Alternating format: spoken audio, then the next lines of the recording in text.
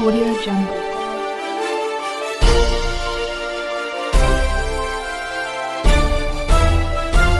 Audio Jungle. की आपण पाहतोय मी सध्या देवाची उरुळी या ठिकाणी स्थित असणारं समृद्धी हॉटेल या ठिकाणी आलो आणि या ठिकाणी आज आपण पाहतोय पुरसुंगी देवाची उरुळी या ठिकाणी नगरपंचायत जी आहे झालेली असून सुद्धा त्या ठिकाणचं GR आणखीन रद्द करण्यात आलेलं आहे. रद्द झालेला जो GR आहे तो तात्काळ मिळाला पाहिजे यासाठी दिलीप भाडाळे यांनी या समृद्धी हॉटेलमध्ये प्रेस कॉन्फरन्स पत्रकार परिषदा जी आहे ती घेतलेली आहे. नक्की ही पत्रकार परिषदा कशा संदर्भात होती याबद्दल आपण त्यांच्याकडून जाणून घेणार आहोत. आपल्यासोबत या ठिकाणी दिलीप भाडाळे सर आहेत, आपण त्यांच्याशी संवाद साधणार आहोत. सर, आज या ठिकाणी ज्या पद्धतीने पत्रकार परिषदा घेण्यात आली होती, नक्की हे पत्रकार परिषदा कशा संदर्भात घेण्यात आली होती, काय सांगा? ही पत्रकार परिषद घेण्यात आली ह्या कारणासाठी की आमचं गाव 2017मध्ये महानगरपालिकेमध्ये गेले आणि त्याच्यानंतर 2018पासून जे आम्हाला काय जाचक कर आकारणी सुरू झाली त्याच्यामध्ये आमचा आजपर्यंतचा लढा चालू होता. 2021मध्ये आम्ही कोर्टामध्ये गेलो. कोर्टामध्ये गेल्यानंतर आता कोर्टातली केस पेंडिंग असताना आमचा मग याच्यावरती तोडगा काढण्यासाठी विजय बापू शिवतारे यांनी नगरपालिका करण्याचे प्रयत्न करून आमची नगरपालिका झाली. त्याच्यामध्ये पुणे महानगरपालिकेने हद्दी कायम करून पुणे महानगरपालिकेची हद्द वेगळी, नगरपालिकेची हद्द वेगळी करून असा GR महानगरपालिकेचा प्रस्ताव शासनाकडे पाठवला आणि ही उरुळी देवाची आणि फुरसुंगी ही 2 गावं महानगरपालिकेतून वगळण्यात आली असा GR कोणी पाठवला. तो पाठवल्यानंतर त्याच्यामध्ये महाराष्ट्र शासनाने 2020मध्ये आमची फुरसुंगी आणि उरुळी देवाची नगरपालिका स्वतंत्र केली. ही स्वतंत्र केल्यानंतर काही लोक कोर्टात गेले की नगरपालिका नको म्हणून. त्यालाही कोर्टामध्ये त्यांना कुठलंही यश नाही आलं आणि त्यांच्या याचिका फेटाळल्या गेल्या आणि कोर्टामधून तो GR आता फायनल आमचा एक GR निघाला आणि फायनल एक GR निघायचा बाकी होता. बाकी सर्व अडचणी दूर झालेल्या आहेत. महानगरपालिकेची अडचण नाही, कोर्टाची अडचण नाही आणि महाराष्ट्र शासनाचीही अडचण नाही आहे. परंतु जाणून बुजून ही इलेक्शनच्या तोंडावरती आमचा फायनल निघणारा GR हा काही नेत्यांनी अडून ठेवलेला आहे की निघू दिला नाही. आज हजारो GR निघाले 2 दिवसामध्ये. आमचा एक GR निघू शकला असता, परंतु अंतर्गत वादामुळे हा पक्षाच्या म्हणा किंवा लोकांच्या कोण कार्यकर्त्यांच्या म्हणा किंवा कोण नेत्यांच्या म्हणा ह्या अंतर्गत वादामध्ये हा आमचा GR अडकून गेला आणि हा आमचा अडकलेला GR हा निघाला पाहिजे म्हणून ही पत्रकार परिषद आम्ही घेतली. आणि हा GR आता फक्त औपचारिकता. सर्व गोष्टी फायनल झालेल्या आहेत त्याच्यामध्ये आणि फक्त GR घेण्यासाठी फक्त मुख्यमंत्र्यांना आता एक बटन क्लिक करायचे एवढंच बाकी राहिलेलं आहे. परंतु हे अडवल्यामुळं थोडासा आमचा आता अडचणीचा विषय झालेला आहे. तर आम्ही यापुढे इलेक्शनच्या काळामध्ये जो उमेदवार आम्हाला लेखी स्वरूपात आमच्या काही शर्ती अटीवरती जर आमचा GR ह्या आचारसंहितेनंतर इलेक्शन संपल्याबरोबर जर आम्हाला काढून देणार असेल आणि आमच्या अडचणी दूर करणार असेल तर त्यावेळेस आम्ही त्यांच्याबरोबर नक्कीच उभे राहू, त्यात काही शंका नाही. परंतु शर्ती आणि अटीवरती की बाबा हा आम्हाला लेखी स्वरूपात त्यांनी तसं द्यायचं आहे. कारण काय की इलेक्शनमध्ये आज आम्ही दुसरं काहीच करू शकत नाही. एकतर आम्ही मग गावावरती बहिष्कार मतदानावरती टाकू शकतो आहे. त्याच्यानंतर आम्ही गावबंदी करू किंवा घरोघरी जाऊन आम्ही पॅम्पलेट वाटू, मतदान नका करू म्हणून. आपल्याला कसं फसवलेलं आहे, काय केलेलं आहे याचा पूर्ण आराखडा आम्ही मतदारापर्यंत पोहोचवायचा प्रयत्न करू आणि प्रत्येक मतदारापर्यंत जसा उमेदवार पोचतो तसा आम्ही प्रत्येक उमेदवारावर पोहोचण्याचा निर्णय घेतलेला आहे. ज्यावेळेस त्यांचा मतदानाचा रिक्षा असेल, टेम्पो असेल, जो काही प्रचार माध्यम असेल त्याच्याबरोबर आमचं एक प्रचाराचं माध्यम मागं फिरेल. ते पुढं मतं मागतील, आम्ही मागं का द्यायची असे प्रश्न विचारू, का द्यायची का नाही द्यायची हे लोकांना समजून सांगू. असा एक आमचा प्रचाराची मोहीम असेल आणि जास्तीत जास्त ह्या गावामधून त्यांना मग कशा अडचणी निर्माण करायच्या, त्या जशी आमची अडचण निर्माण केली तशी आम्ही त्यांचीही अडचण निर्माण करू शकतो. त्यासाठी त्यांना आणि आमच्यासाठी एक सामंजस्य म्हणून ह्या इलेक्शनमध्ये जो कोणी उमेदवार असेल त्यांनी आम्हाला आमची ग्वाही द्यावी, लेखी स्वरूपात आमच्या काही शर्ती अटीवरती आम्हाला करून द्यावं. त्यावरती आम्ही मतदान करणार आणि आमचा हक्क मतदानाचा बजावणार.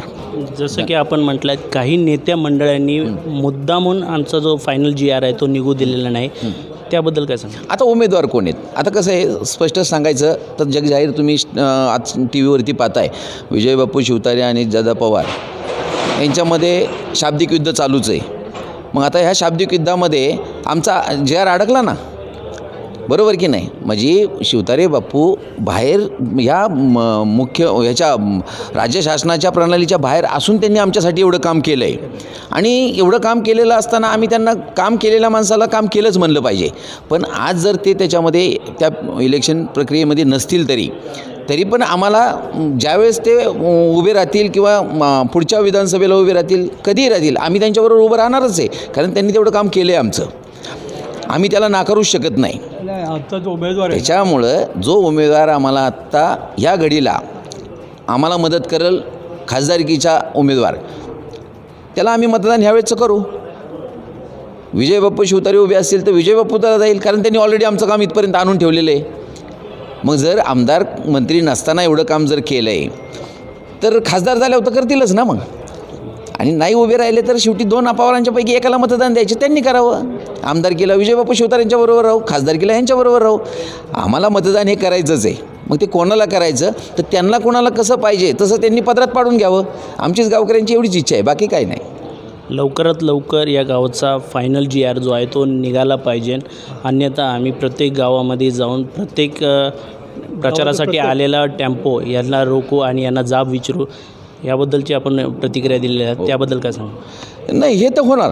जर आम्हाला असं लेखी स्वरूपात काय आश्वासन नाही मिळालं किंवा आमच्या शर्ती अटी मान्य करून जर नाही मिळालं तर आम्हाला ते करावंच लागणार आहे. आणि त्यांच्या जो काही प्रचाराचा प्रचारक असेल त्याच्यापेक्षा 10 पटीने मोठ्या आवाजामध्ये आमचा प्रचार चालू राहील, की जेणेकरून त्यांचा आवाज कसा दाबला जाईल ह्याची पूर्णपणे आम्ही खबरदारी घेऊ. त्याच्यात वाद नाही. आणि ते त्यांना मतदारापर्यंत पोचणं अवघड आहे, पण आम्ही पोचू शकतो, कारण आम्ही गाववाले आहेत. आम्हाला माहिती आहे कुठल्या घरात किती मतदार आहे. आम्ही प्रत्येक मतदारापर्यंत पोचू. मग आमच्या गावातला त्या पक्षाचा कुठला नेता असला, काही असला तरी नेत्याला आम्ही थोडा वेळ कोंडून ठेवू कुठेतरी. बाबा तू घरातच बस, गावच्या नादी लागू नको. गाव असतं, कारण नेत्याच्या मागं पळून आपली भाकरी चालत नाही. गावामध्ये एखादा जर उपाशी राहिला तर कमीत कमी गाववालाच लगेच भाकरी घेऊन येईल. नेता दिल्लीत असेल, तो येणार नाही आहे. त्याच्यामुळं स्थानिक पुढाऱ्यांनी सुद्धा हा विचार केला पाहिजे की आपण पहिलं गावावरती प्रेम करावं. आपला गाव जर व्यवस्थित असेल तर तुमचं नाव आहे. कारण ह्या पृथ्वी तलावरती कुठेही गेला तरी तुम्ही एक वेळ बापाचं नाव टाळू शकता, आडनाव सांगून मोकळं होता, गावाचं नाव नाही टाळू शकत, कारण तुम्हाला सांगावंच लागतं. त्याच्यामुळं गावावरती प्रेम करणं हे आमचं कर्तव्य आहे आणि आम्ही ते करत राहणार. काय सांगाल? मला एक असं विचारायचं होतं किंवा लोकांच्या अडीअडचणी याला एक शासनाजवळ काही नियम आहे का बा, या किती वर्षामध्ये त्याची पूर्तता व्हायला पाहिजे, याला काही लिमिट वगैरे आहे का नाही, हे मी शासनाला प्रश्न विचारतो. किंवा त्या कुठल्याही गोष्टीला एक लिमिट असते, त्या लिमिट किती लिमिट, त्या किती लिमिटपर्यंत त्याला ते केलं किंवा बा ते जर त्या वेळेत होत असेल तर मग तुम्ही तुमचे अधिकार काढून घ्या ना, पूर्वत आम्हाला आमच्या जागेवर ठेवा. काय सांगाल याबद्दल? नाही, आता जी काय एक पहिली 18 लोकांची एक समिती शासनाने या 34 गावामध्ये केली, त्याच्यानंतर परत मग राजकारणी लोकांनी परत अजून पत्रव्यवहार करून अजून 9 जणांची ही केली. तर ही खरोखर घटनाबाह्य आहे का घटनेत धरू नये हे काय अजून माहीत नाही. दुसरी गोष्ट, सर्रास शासनाची समितीला किती अधिकार असतात, समितीचा कार्यभार किती असतो आणि समितीचं काम काय असतं हे कुठलंही याची माहिती करून न घेता जे काही पक्षाचे ओळखीवरती किंवा आपल्या जवळचे समितीवरती घेतलेत, हे सर्रास तुम्ही शासन नियुक्त नगरसेवक म्हणून लिहिताय. शासन नगरसेवकाची नियुक्ती करू शकतो का? नाही करू शकत ना. मग हे जर तुम्हाला कळण्या इतपत तुम्ही जर अडाणी असाल तर तुम्हाला समितीवरती घेतलं कसं? तुम्ही काम करणार कसं? समितीचे नियम काय आहेत हे सगळं जाणून घेतलं पाहिजे. पहिलं आपलं काम काय आहे, ह्या समितीचं काम एवढंच आहे की यांनी फक्त पोस्टमॅनगिरी करायची. आपले अधिकार ह्यांना अधिकार नाही आहेत जास्त काय. यांना हे म्हणतील आम्ही नगरसेवक आलो, मग आता एक रस्ता खोदायचं काम चाललं, मी उद्घाटन करतो, 10% रक्कम माझ्या घरी आली पाहिजे, हे अधिकार नाही आहेत त्यांना. ह्यांना अधिकार एवढेच आहेत की फक्त गावामध्ये ज्या अडचणी आहेत त्या ज्या कोपऱ्यामध्ये लोकांना एकत्रित करायचं, त्यांची विचारपूस करायची, बाबा काय कुठं आपल्या गावाला अडचणी आहेत, आणि तो संदेश शासनापर्यंत पोचवायचा किंवा महानगरपालिकेपर्यंत पोचवायचा आहे. आणि त्याच्यामध्ये जो फंडिंग येईल त्याच्यामध्ये त्या विभागामध्ये किती काम करता येईल, बाबा आपल्याला कशा पद्धतीने कुठल्या विभागाला प्राधान्य द्यायचं ह्याच्यावरती काम करता येईल. पण तुम्ही आजच जर नगरसेवक झाला म्हणून हारतुरे घेऊन उगं बॅनरबाजी फ्लॅक्सबाजी काहीतरी करत असाल तर ह्याच्यासारखा मूर्खपणा कुणाचाच नाही आहे आणि एवढ्या अडाणी लोकांना ह्या समितीवरती घेतलं शासनाने, ह्याचं आम्हाला अतिशय दुःख आहे, अतिशय दुःख आहे. यावरती आपली काय मागणी? आमची मागणी अशी आहे की ही त्वरित आता आम्ही त्याची माहिती घेणार आहे आणि ही बरखास्त करण्यासाठी आम्ही शासनाकडे पाठपुरावा करणार आहे. नक्कीच सलोनी, या ठिकाणी आपण पाहतोय पुरसुंगी देवाची उरुळी ह्या संपूर्ण भाग नगरपालिकेसाठी ऑलरेडी मंजूर झाला होता. या संदर्भात GR सुद्धा निघाला होता, परंतु काही नेत्या मंडळांनी आमचा हा फायनल GR रद्द केलेला आहे असा आरोप या ठिकाणी दिलीप भाडाळे यांनी केलेला आहे. कॅमेरामन विजय कोळीसह मी मनीष कांबळे, धन्यवाद. तुम्ही जर आमच्या चॅनलवरती नवीन असाल तर आमच्या चॅनलला लाईक, शेअर व सबस्क्राईब करा. तसंच बेल आयकॉनचं बटन दाबून कमेंट करायला मात्र विसरू नका, कारण बातमी तुमची, साथ आमची. आपल्या हक्काचं चॅनल. धन्यवाद.